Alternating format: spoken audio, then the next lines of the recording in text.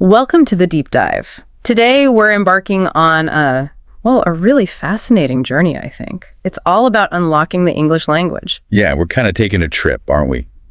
Across the Atlantic, you could say. Exactly. From maybe the rainy streets of London to the fast-talking streets of New York City, all through how people speak. Right. And our mission, really, is to give you a genuine shortcut, a way into understanding British and American English. How they sound, what the actual differences are. And, maybe most importantly, how you can train your ear and your speaking skills, too. So you can understand them better. Understand them, yeah. And maybe even feel more confident engaging with both styles. We've sort of sifted through a lot of material. Boiled it down. Pretty much. Gotten the key nuggets of knowledge, so you feel properly informed, but not, totally overwhelmed. Okay, so accents. We all know when we hear it, right? Yeah. But what actually is an accent? Well, at its core, it's just how you pronounce words. Simple as that. But I mean, it's so much more, isn't it? It really is. It's like a part of your identity, your culture, where you're from. It's all wrapped up in there. Totally. And for this deep dive, we're mainly focusing on two big ones. British English, specifically that kind of classic sound, received pronunciation, or RP. Right. The Queen's English, some people call it, though maybe less so now. Maybe. And then American English, looking mostly at what's called General American, the sort of standard sound you hear a lot in U.S. media. But it's worth saying, these are just two types, right? English is huge. Oh, absolutely vital to remember that. You've got Australian, Canadian, Irish, South African accents, and then tons of regional ones just within the UK and the US. It's incredibly diverse. Which is part of the fun. So why should you, listening now, care about all this? Why does it matter? Well, the practical side is pretty big. First off, your listening skills. They'll get a serious boost. Yeah, imagine watching movies, listening to podcasts, talking to people, and just getting the different accents more easily. That's the goal. Exactly. And then there's the speaking side. Understanding these differences can really help you. How so? Well, choosing an accent to maybe focus on, even just aiming for clarity, can make you feel and sound more confident when you speak English. And beyond just the practical skills. Well, then you get into cultural understanding.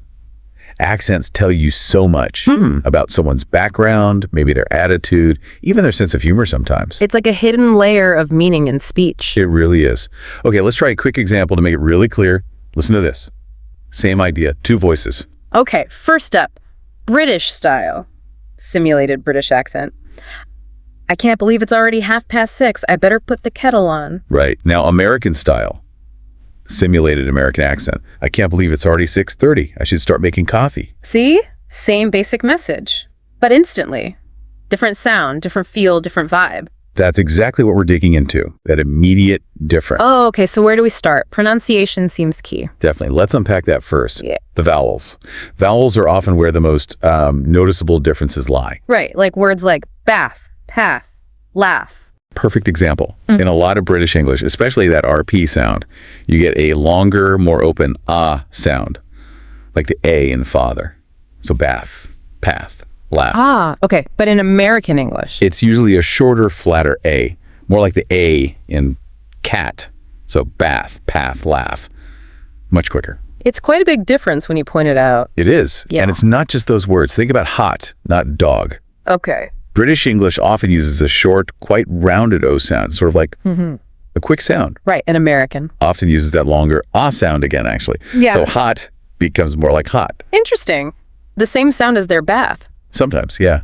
It shows how the sounds get used differently. Maybe, as you're listening, try saying those words mentally. Bath, laugh, grass. Yeah. First the British then the American A. Good idea. Okay, vowels.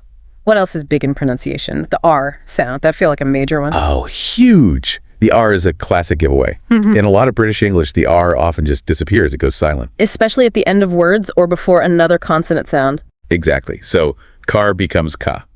Park becomes pa. It's called being non-rhotic. Erotic. But in most American English, that R is strong. It's pronounced erotic. So car is car. You hear that R sound clearly. You really do. Listen to this sentence. The car is parked near the bar. British accent attempt. The car is parked near the bar. American accent attempt. The car is parked near the bar. You can really hear that R kick in, can't you? Definitely. Okay, so we've got vowels, we've got the R. What about the T sound? Yes, the T. Another fascinating one. In British English is generally quite a clear, crisp T. Like in better, you hear the T sound quite distinctly. A two. Okay, crisp. But in American English, especially when that T falls between vowel sounds. Like in better or water? Exactly. It often softens into what linguists call a flap T. It sounds almost like a quick do sound. So better becomes more like better. Pretty much. Yeah. Better. Water. It's a softer, quicker tap of the tongue. Let's try a sentence. How about, it's better to get a bottle of water. Okay. British first. British accent attempt. It's better to get a bottle of water. Hear those clear T's. Yep. Now, American accent attempt. It's better to get a bottle of water. See? Those just flap. It's a really common feature. Okay, pronunciation is clearly huge, but it's not just sounds, is it? The words themselves can be different. Vocabulary. Oh, absolutely. This is where it gets fun and sometimes a bit confusing for learners. We use totally different words for everyday things. Like where you live, a British person lives in a flat. An American lives in an apartment. Same thing, different word. And food. This causes chaos sometimes. A British biscuit. Is an American cookie, usually. Though American biscuits are a whole different thing, like a scone. Right. And then chips. Oh, boy. Okay. British chips are American fries. Hot, potatoy things you get with fish. But British crisps, the things in a bag. Are American chips or potato chips. See? Potential for confusion. Definitely need a translation guide sometimes. What else? Oh, going away. Right. British people go on holiday. Americans go on vacation. And moving between floors in a building. You take the lift in the UK. And the elevator in the US. Let's put that into practice. Imagine someone telling you about their evening. British style. British accent. I took the lift to my flat and made some tea and biscuits. Okay, now American. Yeah. American accent. I took the elevator to my apartment and made some coffee and cookies. Same actions, but the key nouns are totally different. It's like a mini translation exercise every time. It really highlights the split. Okay, so sounds, words. What about grammar and spelling? Are there differences there too? There are, though maybe not quite as dramatic as the vocabulary sometimes. But yes, definitely noticeable differences. Spelling is an easy one to spot. Like color versus color. That's a classic. That's the one. Yeah. British English often keeps that UCOLOUR. It's a historical thing, often from French influence. And American English tends to simplify it. COLOR. Yep. Same with as versus Z. British English often uses as in words like organize, ORGANISE. Whereas American English uses ZORGANIZE, organize. Exactly. And you see it with double L's too. British English writes traveling with two L's. American English just one, traveling. TRAVELING. And things like theater, THEATRE in the UK. Becomes theater, THEATER in the US. Generally, American spelling seems a bit more streamlined, maybe more phonetic sometimes. That's a good way to think about it. A little tip for listening. Americans often drop an L or change as to Z. Listen to this sentence, British then American. British accent. I'm organizing a traveling theater tour. American accent. I'm organizing a traveling theater tour. Subtle, but the sounds shift slightly with the spelling. Okay, spelling. What about actual grammar structure? Right. One of the, I'd say, biggest grammar differences you hear in everyday chat is about verb tenses. Specifically, present perfect versus past simple. Ah, okay. Explain that. British English speakers tend to use the present perfect have done or has done more often for recent actions that have some connection to the present. Like, I've just eaten, meaning I ate recently and I'm full now. Exactly. Perfect example. But an American speaker is much more likely to just use the simple past for that. So they'd say, I just ate, focusing on the completed action itself. Right. Or, another common one, a British person might ask, have you done your homework yet? Using the present perfect. And an American would probably just say, did you do your homework yet? Simple past again. It's a subtle feel, but quite consistent. You can try this yourself. Think of something you just did. I've just had coffee versus I just had coffee. Feel the slight difference. Good practice. And another grammar point related to verbs. Yeah.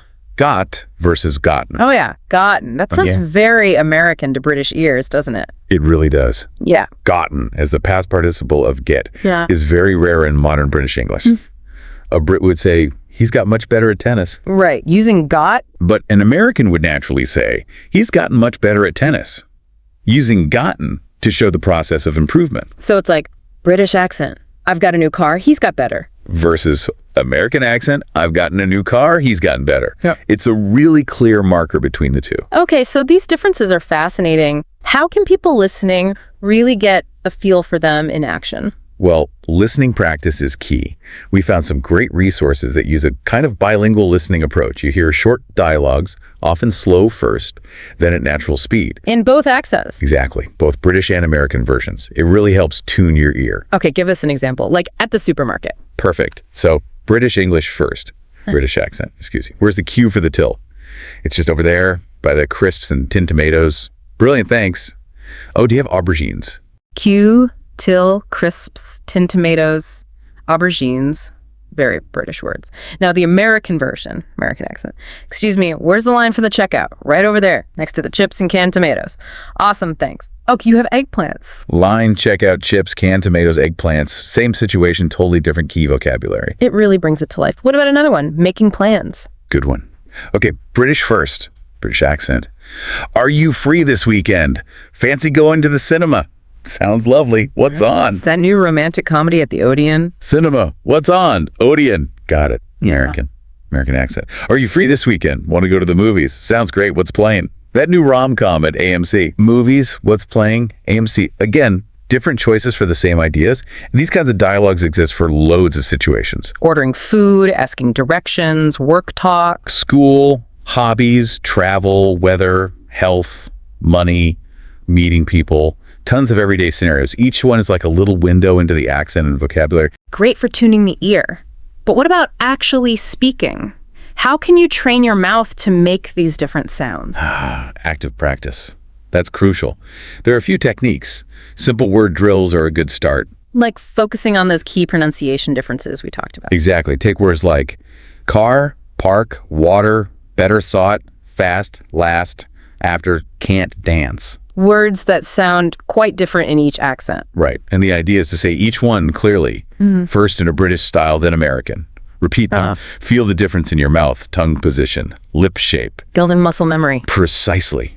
Then there's shadowing. This is super powerful. Explain shadowing. It's basically listening to a native speaker and repeating what they say immediately after them, like milliseconds behind. You try to match their exact sound, their intonation, the rhythm. Like being their echo. Kind of, yeah. You could use short audio clips, maybe like a day in London or a morning in New York style stories, and just shadow the narrator sentence by sentence. It really trains your ear and mouth simultaneously. Sounds intensive, but effective. Yeah. What else? The accent switching challenge. This is quite fun. Okay. We say a sentence in British English. You, the listener, repeat it out loud twice, trying to copy the accent. Then we say the exact same sentence in American English, and you repeat that twice. Forcing your brain to switch gears quickly. Exactly. Let's try one. British first. British accent. I parked the car after I got a coffee. Okay, listener, repeat that twice. Now, American. American accent. I parked the car after I got a coffee. Repeat that twice. I can feel my brain working just listening. Let's do another British accent. I had a bath and then walked to the theater. Your turn to repeat. Now American. American accent. I had a bath and then walked to the theater. Okay, one more. British accent. Yeah. It's 8:30 and I'm feeling quite tired. Repeat twice. And American. American accent. It's 6:30 and I'm feeling pretty tired. Note. Adjusted time to be more natural American phrasing. You even changed the time phrase there. Nice touch. Gotta be authentic. This switching really builds flexibility. And finally, just talking. Yeah, solo speaking time. Just try answering simple questions out loud, like, what did you do today? Or what food do you like? Or what's your favorite movie? And answer first in one accent, then try the other. Exactly. It helps make it more spontaneous, more natural over time. Okay, so we've covered sounds, words, grammar, practice. What about the sort of cultural flavor? Does that come through in the accents? Oh, massively. The way people speak is so tied up with culture. Take tone and formality, for instance. How do they differ? Well, this is a generalization, of course, but British English can often sound a bit more polite, maybe more reserved or understated. There's often a layer of indirectness. Oh, okay. Whereas American English can often come across as more direct, maybe friendlier, upfront, more confident or enthusiastic sometimes. Can you give an example? Sure. Imagine asking to join someone. A British person might lean towards something like, would you mind terribly if I joined you for a bit? Very polite, almost apologetic. Right. Whereas an American might just say, more directly. Hey, mind if I sit here? Or can I join you? Both polite, but a different approach to the social interaction. Exactly. Different cultural assumptions about directness and personal space, perhaps? And humor. That must be different too. Oh, definitely. British humor is often stereotyped as dry, sarcastic, witty, relying on understatement. Think about shows like the original The Office or Fawlty Towers. Lots of awkwardness and irony. Right. And American humor. Often perceived as maybe more exaggerated, more playful, bolder, more obvious sometimes. Think Friends? Or Brooklyn Nine-Nine. Big characters, often more explicit jokes. Different styles, both funny. Absolutely. It just shows how culture shapes expression. What about small talk? Any differences there? Yeah, some subtle ones. Again, generalizing. But Americans might be seen as a bit more open and expressive in initial conversations, maybe sharing personal info more readily. And Brits perhaps more reserved, sticking to safer topic? Often, yeah. More modest, perhaps. But common ground exists. Weather is safe ground in both cultures. Oh, universal. Travel, work, movies. All pretty standard. Good advice for both, though. Probably best to avoid politics or money in initial small talk. Good life advice, generally, perhaps. Probably. Okay, so if someone listening is thinking, right, I want to focus my speaking practice, how do they choose an accent? British or American? Doesn't matter. That's a great question. And honestly, the most important thing is clear communication, not sounding perfectly native, and you can definitely understand both, but choosing one to aim for when speaking can help with consistency. So how do you choose? A few practical things to consider. First, where do you live? Or where do you plan to travel or work? Immersion is powerful. Makes sense. Use the English you're surrounded by. Exactly. Also, think about your learning environment. What kind of English do your teachers use, if you have them? Consistency helps. And what about personal preference, what you enjoy listening to? Huge factor. What TV shows, movies, podcasts do you genuinely like? If you love British dramas, maybe that accent feels more natural to absorb. If you're into Hollywood movies, maybe American English clicks better. And ultimately, which one just feels better when you try to speak it? That's probably the most important question. Which one feels more comfortable, more natural coming out of your own mouth? Go with that gut feeling. So it's a mix of practical needs and personal connection. Pretty much. Remember, you can always understand both and even switch later if you want. But focusing helps build clarity initially. Right. So once someone has maybe picked a direction, or even if they just want to improve their general listening and speaking for both, what's the action plan? How do you really train your ear and voice? Okay, we've kind of distilled it down into a 4-step plan. Simple, actionable steps. Step 1. Listen daily. Consistency is king. Make it a habit. Maybe watch one British TV show and one American one each week. Or listen to podcasts from both places. Just get that regular exposure. Step 2. Repeat out loud. Don't just listen passively. Actively repeat what you hear. Shadow native speakers. Using YouTube clips, podcasts, maybe even bits from this deep dive. Perfect. Anything where you hear natural speech. Mimic it. That's active learning. Step 3. Record yourself. Use your phone. It's an amazing tool we all have. Record yourself saying words, sentences, maybe reading a short text. And then Compare it. Listen back critically. How does it sound compared to the native speakers you're listening to? Where are the differences?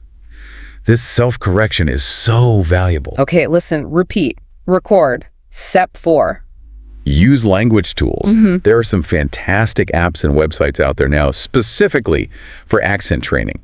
Things like Elsa Speak, Youglish, Speechling. What do they do? They can give you feedback on your pronunciation, let you hear words in different contexts, provide specific exercises. They're like having a personal accent coach in your pocket. So listen daily, repeat actively, record and compare, and use tech tools. That sounds like a solid plan. It really covers the key bases for making progress. Fantastic. So just to recap, we've really journeyed across the Atlantic today, haven't we? We have. We look at those key pronunciation differences, vowels, R's, T's. Explored all those fun vocabulary swaps, lift elevator, biscuit cookie. Dived into some grammar and spelling variations, like present perfect versus past simple, or color. And even touched on how culture shapes the way we speak, the humor, the tone. And importantly, we talked about how you can actually train your ear and voice with listening, shattering, and practice techniques. It really shows how much richness and variety there is within English. Absolutely. Understanding these variations isn't just about passing a test. It's about connecting better with millions of people and appreciating the diversity of the language. So here's a final thought to leave you with. Now that you've, dipped your toes into these two really distinct worlds of sound and vocabulary, Yeah. how might really embracing these nuances, these differences in accent, not just change how you speak, but maybe change how you see the world, how you perceive others? That's deep. Like understanding accent unlocks a different way of seeing identity. Maybe. Or even how you express your own identity through language. What if you could consciously shift your linguistic style depending on the situation? What doors might that open? That's a fascinating idea. Yeah. A bit like being linguistically multilingual within English itself. Exactly. So maybe a fun challenge. Why not try? Just for kicks, switching accents mid-sentence tomorrow. See how it feels. Huh? Okay, maybe start small. But yeah, play with it. That's how you learn and internalize it. Give it a go.